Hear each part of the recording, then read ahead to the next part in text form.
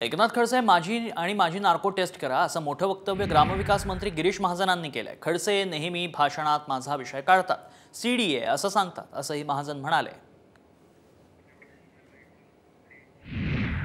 Narco taste कर, चल। Narco taste म्हणजे माहिती का तुम्हाला? ते इंजेक्शन निघून टाकलं त्याला की 5 मिनिटं माणूस जे खरं तेच बोलतो, खोटं बोलणारच नाही।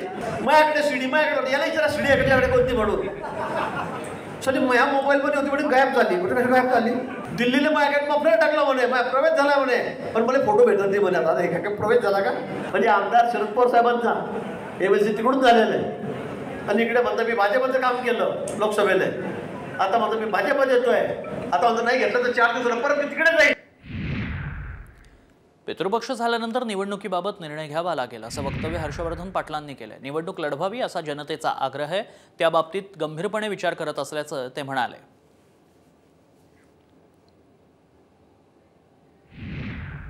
बऱ्याच गावगावच्या कार्यकर्त्यांनी आपणही पाहिलं असेल की त्या सगळ्या लोकांचा आग्रह असा आहे की येणारी उद्याची विधानसभेची निवडणूक ही तुम्ही लढवली पाहिजे।